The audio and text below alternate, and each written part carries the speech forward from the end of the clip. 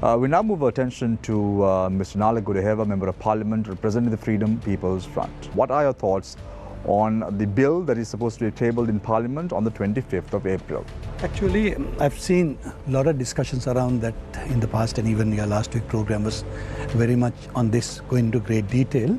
But I like to look at a different point of view on this, because whenever I see a bill that has been brought forward by President Ranil Wickremesinghe, or even when he was Prime Minister in several governments, I always look for the motive, because the timing and everything has a motive. It's just not what is the content of the bill.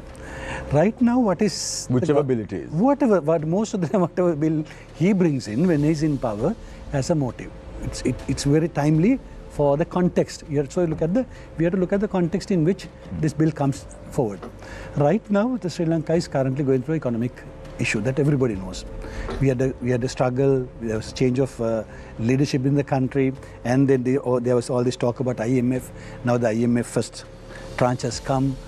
People have started saying that it is going to settle the matters, but at the same time, frustrated professionals are protesting, strikes are coming up, and a lot of issues can be expected in time to come. Even though general public think that the economy is now settled, people who understand economy like us know within the next 6 months or whatever, things are going to change drastically, because most of these things that are being presented in the IMF agreement cannot be realistically achieved, which means there will be more and more issues coming up from the people. I think this bill has been timed to suppress any such protest or objection that is coming here, because let's not go. Let me not go into detail of the bill, but look at how this is against the Constitution. Now, Mr. Ranil Wickremesinghe, the President, has already challenged several provisions in the Constitution. In our Constitution, when we talk about sovereignty, we talk about three things. First one, the government, executive, legislative, and judiciary. Then the people's franchise, and fundamental rights, right? Franchise already been challenged. The elections are postponed indefinitely, right? And then we come to fundamental rights, for which there's a complete chapter dedicated in the Constitution. That is what has been challenged by this act. As a citizen, that's how I see this. Because there's one complete chapter in our Constitution, Chapter 3, on fundamental rights. In the fundamental rights, there are a lot of things that have been specified. I think there are good panelists here who can go into greater detail than me.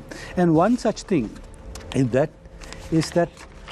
no person shall be arrested except according to procedure established by law. Now here, if you look at this act, it is not arresting. It's about detention. It's about leaving a lot of room for detention of people. Even IGP can now give orders to detain somebody. So they're going into that extent. Now in the fundamental rights, we talk about the freedom of speech and expression, including publication, the freedom of peaceful assembly, freedom of association, freedom to form and join a trade union. All these things, one by one, you can say, challenged by this act. So I see this bill as an attempt to suppress people in time to come, because they're expecting a lot of problems with the economy in the direction the economy is going. Mr. Godahewa, when you look at the government, which you were a part of before, individuals in the cabinet seem to be having different views on this particular bill in question.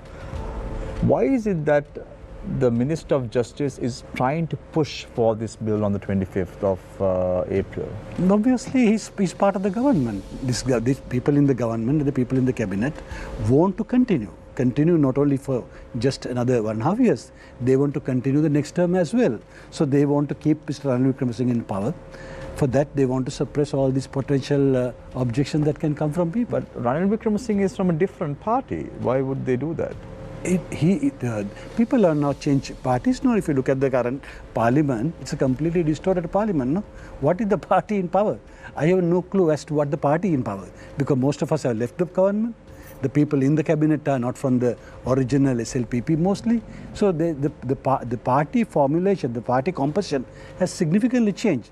It's all about finding a leader with whom you can remain in power. That is what these guys are doing. It seems like that certain cabinet ministers who are with the SLPP have already shown their allegiance towards Ranil Wickremesinghe. So there might be even more things to discuss in the future when it comes to a party composition and who is going to be the common candidate or the candidate for an upcoming election if there's a presidential election that is held in Sri Lanka, isn't it? Quite possible. Now, if you look at the election from which Mr. Ranil Wickremesinghe was elected as president within the parliament, isn't it very surprising that 134 people or parliamentarians voted for him? And these are the very people who were criticizing him not just at one election, but during so many elections for almost 25 years, right? But they suddenly found him very attractive and elected him as president simply because they want to remain in power. They wanted their protection, and that same practice will continue. So I want to draw your attention to in February at the Supreme Court itself, Justice Aluwihara gave a glaring indictment of the Sri Lanka police. This is to do with custodial deaths. He says, I'll quote from that, Sri Lanka police, established in 1806, has a history of over 2 centuries. One would expect it to develop into a body that comprises of professional law enforcement personnel. I'm at a loss to understand in the present day and time as to why such an established law enforcement entity is incapable of affording due protection to a citizen who is in their custody. Unfortunately, it is not rare to hear instances of suspects dying in the hands of the police. It only highlights the utterly unprofessional approach to duty by the personnel who man it, and as a consequence, people are increasingly losing trust in the police. What is your stand as far as anti-terrorism legislation? Are you all pro-PTA? Do you all prefer the counter-terrorism bill that was proposed under Yapalna administration? Do you prefer the current do you think we need anti-terrorism legislation at all? Do you think the current penal code is sufficient? See, at the very beginning I was talking about abusing the law to continue to be in power. Yapalna government was a classic example, and because you mentioned about police, the unprofessionalism was police was very much evident during the Yapalna government. Look at the anti-corruption unit that was set up by the Yapalna government. How many people were arrested under that? How many people were kept in remand under that? How many people were indicted, and what is the final result? And today we have found most of those things were politically motivated, and the police was doing what their bosses wanted, the political bosses wanted. So even in future, that is exactly what will happen. When you give more powers to the police, it's going to get worse. Now, no, it's not only the president. Now today, under this act, a DIG can detain somebody, and for that, all he needs is some instructions from political boss. But Dr. Godahewa, it's interesting that you say that. Like, you're talking about how under political leadership, the police has been used as an instrument of political power, to show political force, for political witch hunts. But then your party, that you proposed, you all passed, you all voted for, your campaign for the 20th Amendment, which sort of decreased the independence of these institutions. A lot of those people are in Parliament. It's the same Parliament that passed the 20th Amendment that is still that is trying to decide on this anti-terrorism legislation as well. So it's a Parliament that doesn't have the people's mandate anymore, that is trying to pass legislation that will have very far-reaching consequences. So I'm trying to understand how MPs come to these decisions, right? You believe that the politicization of the police is a bad thing, but then you all have also voted for legislation that politicizes the police even more. Yeah. See, what you have to understand is when it comes to voting in the Parliament, usually the MPs are instructed in certain specific bills how they should vote. It's a decision of the party. So if you go against that, you have to leave the party, and the parliamentary seat you can lose that. But that is why it came to a point that we even left the party. We could agree. We could agree with what was happening. And if you look at, since you mentioned about 20th Amendment, remember, yes, 20th Amendment was supported, but at the same time we supported 21st Amendment, diluting some of those powers that were given. Then thereafter, when President Ranil Wickremesinghe was elected president, SLPP wanted us to support the emergency law, and 6 of us protested and we voted against. So that's the point at which we decided that we will become independent. I think the parliamentarians must act like that. So, Mr. Godahewa, Dr. Godahewa, when you look at the matters or issues that have been unraveling in Sri Lanka over the last few months, last few weeks, especially relating to the IMF, everyone was of the opinion that an anti-corruption piece of legislation would be first tabled in Parliament because that's the need of the hour. Aren't you surprised that this government is trying to bring in this piece of legislation prior to bring in anti-corruption piece of legislation, which is the need of the hour in terms of the IMF requirement as well? Definitely. I mean, if you ask me, what is the main cause of our economic crisis that we are facing today? I would say, for the last 75 years, the way we have managed government affairs, and particularly the huge corruption that entailed in that, was one of the primary reasons why we are in this situation today. So definitely, anti-corruption has to be a priority. But then, as I mentioned earlier, anti-corruption has to be not politically abused. It has to be specific to control corruption. We will definitely support if there's a good piece of legislation is being brought forward. But when it comes to this piece of legislation, as I mentioned earlier, here the motive is definitely... Because right now the order of the day is good governance, anti-corruption. These are the matters that need to be discussed in Parliament. Individuals like MP Sumadran, individuals in your caliber, Dr. Nalaka Godahewa, you all have to be talking about this, not talk about a piece of legislation that is going to be so draconian that people won't be able to even survive. And no, we are talking about that. We are talking about good governance, but unfortunately, the term good governance in single translation, Yahapalana, has a bad taste in the country because the word itself was abused. Yeah. But definitely, good governance is definitely the need of the day, I would say. So, Dr. Godahewa, I'd like to ask you now, you were in the government last year when this was going on, and when you were appointed as the Minister of Mass Media was, if I'm not mistaken, around the time when then Prime Minister Ranil Wickremesinghe had just come in and had also issued a commission or committee rather to protect the Aragale site, the Gotagogama site. So we were talking about holding on to power. You mentioned that specifically, and the changing of laws depending on how you want it. A president who wanted to protect the site at the time, when he became ascended to president, then chose to do the opposite. Now he's playing a major role in bringing in an act that is going to do the exact opposite of what he did back then. You were in the cabinet even while this was going on, before you resigned, in the party that you were in the party as well. So what are your thoughts on, can the people trust a leader that is not constitutional and at the same time who changes his mind? First of all, a couple of timings are wrong. Yeah. I was appointed into the cabinet as Minister of Mass Media by President Gotabaya Rajapaksa when he changed the cabinet and brought a lot of young and new people. But I immediately resigned. On his request, I stayed for about 2 weeks, and then I resigned once again. Mr. Ranil, you handed over your resignation, they didn't accept it. They didn't accept. He requested me to stay on till the cabinet is dissolved. Yeah, right? but you still remained as I remained. I remained for about 1.5 weeks. Mr. Ranil Wickremesinghe was appointed Prime Minister after that. When he was appointed Prime Minister, I was not in the cabinet. Right? That was on the 11th of May, if I remember.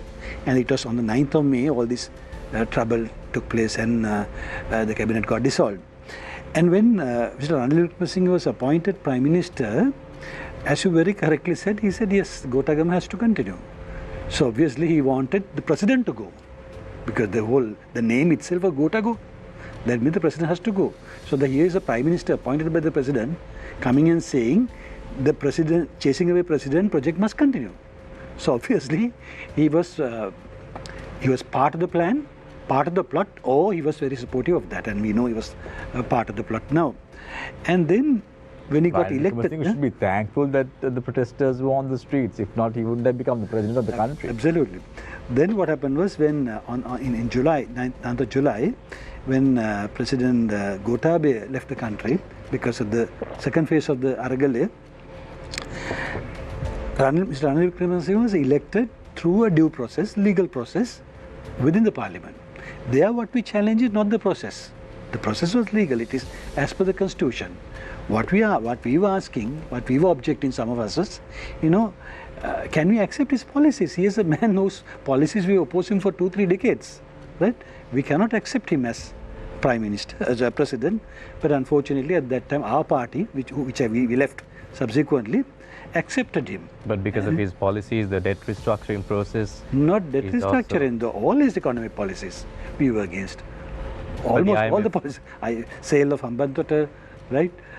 His FCID policy, then the allegation that we were making against the central bank bond scam. There were so many reasons why we couldn't have supported him. But Dr. Godahewa, now you remain steadfast about your decision not to support Ranil Wickremesinghe. But individual in the caliber of the foreign minister, Ali Sabri, has gone on record saying that Ranil Wickremesinghe is not bad as what we thought he would be. We were wrong. So that's what is I'm sad about. So Kanchana Wijayasekara, the Minister of Petroleum, said that they would even support the candidate of Ranil Wickremesinghe to become the next president of the country. Yes. The question is, are they accepting his policies? For example, I mean, SLPP Dr. as a Godahewa, part. very shortly. So isn't it his policies the reason why the IMF tranche has arrived, and isn't it why all this is looking good on the surface? Yes, his policy. Can I explain? If you Yes. don't disturb, what was his policy to get the IMF tranche? First of all, you must remember, it is not President Ranil Wickremesinghe who went to IMF. It was President Gotabaya Rajapaksa who went to IMF. That was in March. Ranil Wickremesinghe became Prime Minister only in May. So the process had already started.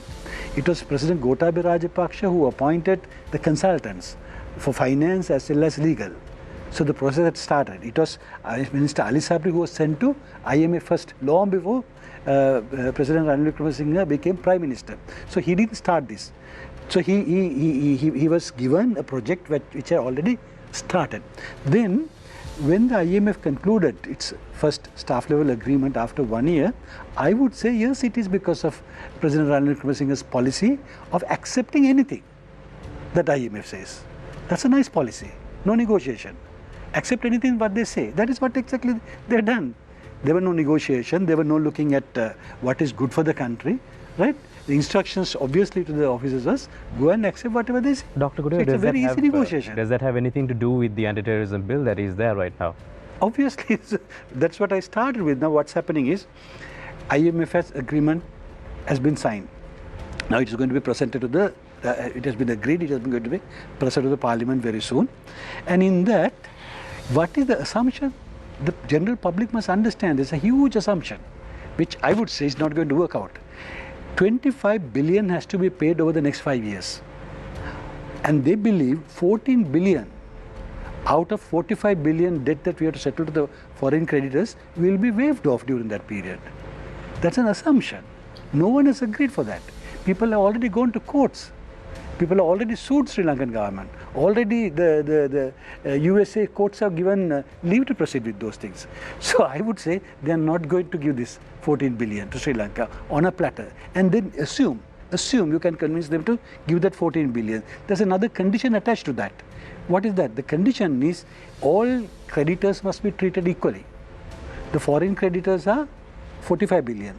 Local creditors are 35 billion, 13.1 trillion Sri Lankan rupees, or 35 billion equivalent in US dollars. So when you waive off 34%, or when you are requesting them to waive off 32%, the same thing has to happen with Sri Lankan debts as well. That means your EPF will be gone, your treasury bills will be gone. So all those things will lead to riots in this country. So Dr. Godahewa, that is where the let me just, bill in a nutshell, just correct me if I'm wrong, let me try to summarize what you're saying in a nutshell. What you're saying is Mr. Wickremesinghe has said anything goes to the IMF. He has now got an IMF program, and now he knows that, according to you, he knows that there will be riots, there will be uprising. And he wants to pass this legislation in order to quell and suppress those uprisings. Without any question. Without any question. Look at the definition. Look at the definition here about terrorism. What is the definition? Let me read it. I'm not a lawyer. These gentlemen know better than me. Wrongfully or unlawfully compelling the government of Sri Lanka or any other government to abstain from doing any act. What is this act is talking about? I would say, isn't this the right of trade unions to protest against government when they strike, right? Then they protest when they strike, which is a legal right. They're compelling government to do something or not to do something. And here that has been defined as terrorism. So the thing is, Dr. Godahewa, they're branding even an ordinary citizen to be a terrorist. Absolutely. Absolutely. Piece of the law. rights that are defined in the Constitution as your fundamental rights have now been defined as terrorism. So, Dr. Godahewa, this is something that I can't understand. Maybe you can, since you used to be a part of that party, you can help us understand this. Is that when J.R. Jayawardena started his sort of legislative agenda after opening up, and then with the Prevention of Terrorism Act, whether it was the Prevention of Terrorism Act, whether it was the Criminal Justice Commissions or the Fourth Amendment to the Constitution, he at least had some claim to legitimacy, as in he had the 5/6 majority because of the kink in the first past the post voting system. But he at least had that majority, right, in Parliament. Mr. Wickremesinghe is essentially a caretaker president. His time is up in November of 2024. When you look at what he's doing, what concerns me as from the perspective of private citizen is, does this man have any intention of stepping down in November 2024? Or does he plan to pull, his uncle extended the term of Parliament, will he try to extend the term of the presidency? No money to hold the presidential election. See, President J.R. Jayawardena and President Ranil Wickremesinghe has a lot of similarities, right? Both know how to make use of the law or manipulate the law or change the law for their benefit. When President J.R. Jayawardena, as you very correctly said, had absolute majority in the Parliament, so he played with the Constitution, which is the supreme law. Right? He kept changing the Constitution, and maybe Mr. Sumandiran might be able to help me. Out of the 17 amendments, easily good 15 or 16 were political purposes, very simple political purposes. Right? He even once changed the number of members in the Parliament. Right? For elected. So Kalavana. Went to that extent. Now, unfortunately for Mr. Ranil Wickremesinghe, he doesn't have that 2/3 majority. Otherwise, instead of bringing these bills, he will be changing the Constitution. I'm sure he will be doing the same thing that his uncle used to do. Dr. Godahewa, on this issue, I mean, one of the things that we have, like, we see the anti-terrorism legislation also proposing that that military personnel can perform arrests of civilians.